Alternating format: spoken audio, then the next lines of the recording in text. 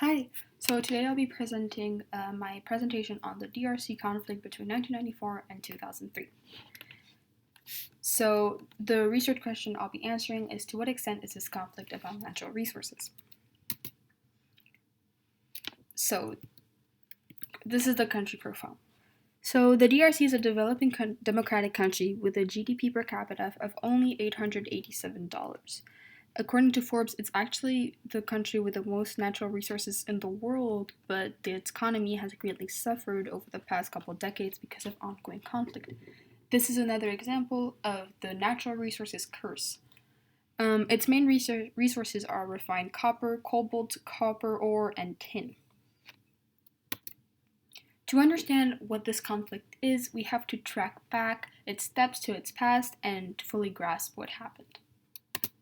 So from 1884 to 1906, Congo was colonized by Belgian King Leopold.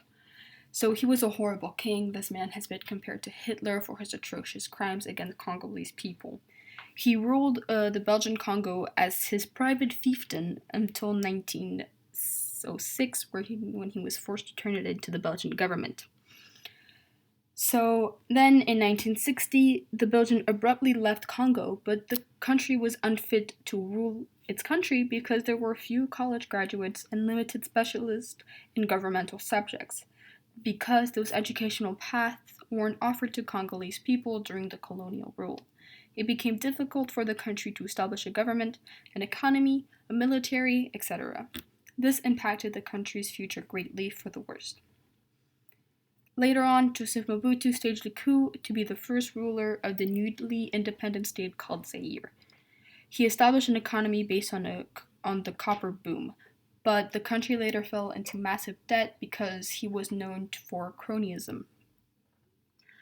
The IMF granted a big loan of $2.5 billion to Zaire, which was badly spent, resulting in the need for more and more loans. In 1990, the country's debt totaled at $10 billion. Then in 1994, the Rwanda genocide started, which was the start of the conflict. The First Congo War. So the Rwanda genocide in 1994 pinned Tutsi people against Hutu people. It was a terrible outbreak that neighbored Zaire. The conflict escalated quickly, resulting in millions of deaths. 2 million Hutu refugees fled to eastern Zaire. Tutsi Rwanda leader Kabila developed the Alliance des Forces Démocratiques pour la Libération, which is the AFLD, to invade Zaire and have Zaireans killed Hutu refugees for crimes against Tutsi people. In 1997, the leader, Laurent Kabila, became the president of the new Democratic Republic of Congo. Mobutu fled to Morocco and died there 4 months later. Here it says Kagame. I'm sorry, that was a mistake. His name is actually President Kabila. Then there was the Second Congo War. So you think after a newly state is established, it's democratic, it's the end, right? Well, no. The Second Congo War was a revolt against Kabila's state. And his first big mistake was when he evacuated the Rwandans from the AFLD, who had helped him kill the Hutu people. So he sent them back to Rwanda, and Rwanda in response declared war on the Congo. They invaded the DRC and tried to take over the capital Kinshasa. However, Kabila was able to create an alliance with countries who saw Rwanda and Uganda as a threat. The DRC's allies were Zimbabwe, Angola, Namibia, and they were able to stop Rwanda's invasion and the fighting. A year later, this led to the Lusaka Peace Accord in 1999. However, the accord didn't last, and this is where the conflict shifted from political to economic. So the war moved to eastern Zaire on the DRC, and Rwandan and Ugandan armies fought the DRC over resources of the area, including gold, diamond, oil, water, and minerals like tungsten and tantalum. Then eventually the allies broke up and it became every man for himself. The fighting was widespread, it was uncontrolled, and it was fatal. As brutal as the war was, it was one of the only few ways to generate income in this failed economy. So that's why the war lasted so long, for profit. In 2001, Laurent Kabila was assassinated by his own child soldier bodyguards. A ceasefire was negotiated and the UN monitored the DRC with the largest peacekeeping force ever assembled.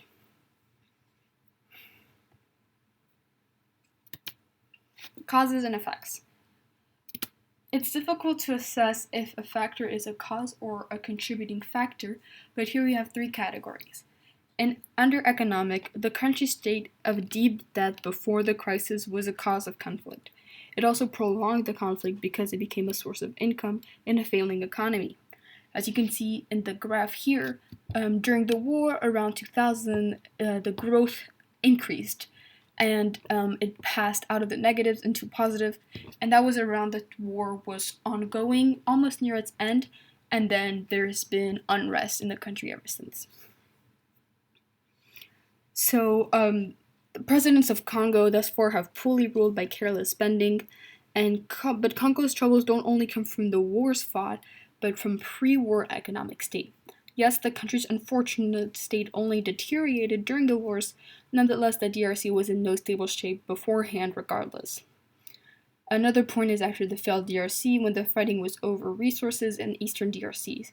So these resources are a huge source of income, and this is part of the war that lasted from 1999 to 2003. Then, under political, the Rwanda genocide was a socio-political issue. It covered immigration and manslaughter. The beginning of armed conflict during the Second Congo War started when Rwanda invaded the DRC, and this was a politically enabled military invasion, which classifies as under political. And for social, there was obviously tension between Congolese and Rwandan people, and the Tutsi Hutu massacre, and of course there was a lot of immigration issues as well. So overall, before the AFLDL, Assyria wasn't doing well with loads of debt and unrest in the country, but they weren't at war. It's not until the Rwanda genocide that the country was officially in conflict. This is why I think the initial, starting cause of the conflict was political. However, later on, the conflict became economic over resources.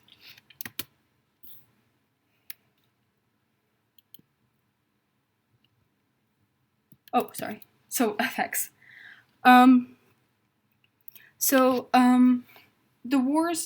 The aftermath of the wars created an unprecedented humanitarian crisis. It's estimated that there were 6.9 million deaths as of February 2010, making it deadlier conflict of World War II since World War II and claiming more lives than the Holocaust. Apart from the direct death toll, the conflict has caused considerable indirect and direct effects on the country. The conflict and pre-war national debt had both long-lasting effects on the country's economy and social capabilities, like individual welfare. Many argue that the conflict didn't really end till 2012, or even that it's still ongoing. Some general effects of the conflict are abuse of rogue military power, evacuees in search of asylum, hunger, child employment, inflation rates, commodity prices, and devaluing the national currency. On the graph on the right here, you can see this is the prices of copper, tin, gold, and silver, very valuable metals to the country. And during the war around 1998, 2000, or even 2003, it seems that the prices went at an exponential growth. So, there are more effects than we can count, but all effects outside the economic register aren't easy to calculate. Nonetheless, it's complicated to assess whether their effects originate from the actual Congo Wars or the country's debt and poor governmental decisions. The country's history also plays a factor into the equation. Like many colonial rules, after independence, they were left alone to try and figure it out. These are many factors that play into answering our research question. So this conflict is huge. I focused the conflict from 1994 to 2003. And I believe that this conflict is caused by natural resources to a limited extent because of the complexity of the issue. Example, non-chronological chain of events. It's factual that the very start of the conflict was not due to natural resources, but an invasion of Hutu immigrants, who were then killed by the AFLD. This was the match that started the explosion. However, there were additional factors that made the conflict worse and go on for longer. For example, firstly, the country's financial debt provided no support for the military and worsened the quality of life of inhabitants.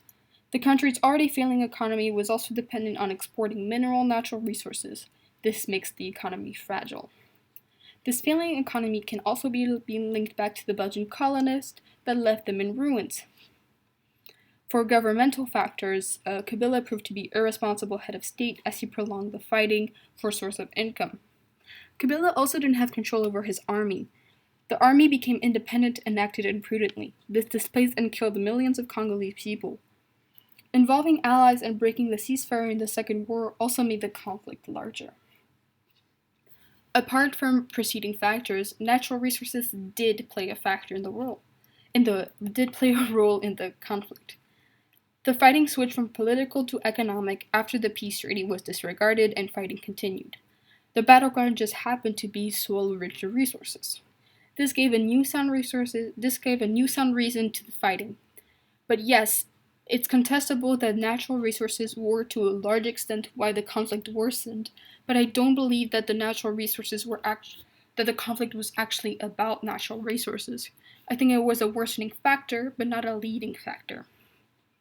If we were looking at only the Second Congo War, then it'd be arguable that the conflict was to a large extent about natural resources. But looking at the conflict in general form from 1994 to 2003, the conflict was only about the DRC's natural resources to a limited extent. Thank you.